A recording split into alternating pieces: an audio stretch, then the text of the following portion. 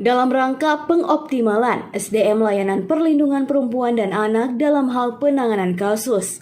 Dinas Pemberdayaan Perempuan, Perlindungan Anak, Pengendalian Penduduk dan Keluarga Berencana atau DP3 APKB Kota Tarakan menggelar pelatihan manajemen penanganan kasus yang berlangsung di ruang rapat Swiss Bell Hotel Sabtu pagi. Kegiatan ini dihadiri sejumlah instansi terkait, di antaranya Sekretariat Pusat Pelayanan Terpadu Pemberdayaan Perempuan dan Anak atau P2TP2A, Yayasan Anak, Polres Tarakan, Basnas Kota Tarakan, dan pakar hukum dari Akademisi Universitas Borneo Tarakan.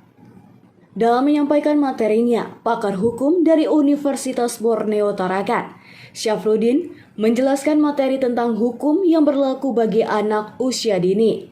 Dalam pemaparannya, Syafruddin juga menyampaikan bahwa pentingnya dilakukan diversi pada berbagai kasus pelecehan terhadap anak-anak, terutama anak perempuan.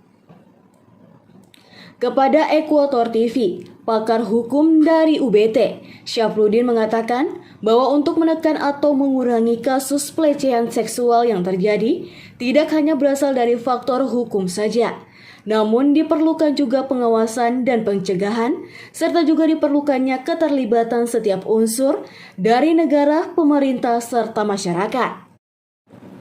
Nah, gunanya kita tadi sosialisasi, saya berikan gambaran hukumnya begini, jelas. Ancaman hukumannya maksimal, ancaman hukumannya minimal, bahkan dinaikkan sekarang menjadi 5 tahun minimal. Naikkan 12 tahun maksimalnya, umpamanya 15 tahun bahkan ada. Tapi kok pelecehan seksual tetap terjadi pada anak-anak. Nah, ternyata bukan faktor hukum aja yang harus memberikan di situ, tapi faktor pengawasan, pemahaman, pengawasan kita terhadap anak-anak kita di luar itu. Jangan sampai dimanfaatkan oleh orang lain.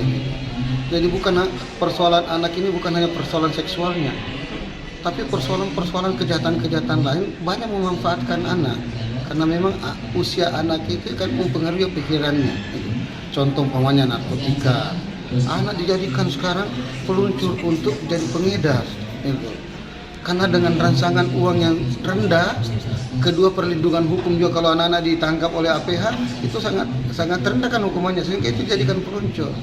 Sehingga saya melihat ternyata hukum tidak memberikan efek jera yang sangat prinsip dan dominan, tapi memang harus ada keterlibatan semua unsur, baik dari negara, pemerintah pusat, pemerintah daerah, masyarakat. Di dalam Undang-Undang 35 yang baru itu sangat dijelaskan bahwa ada tanggung jawab dari semua stakeholder untuk bagaimana memberikan perlindungan terhadap anak kita terhadap kejahatan-kejahatan yang bisa saja terjadi.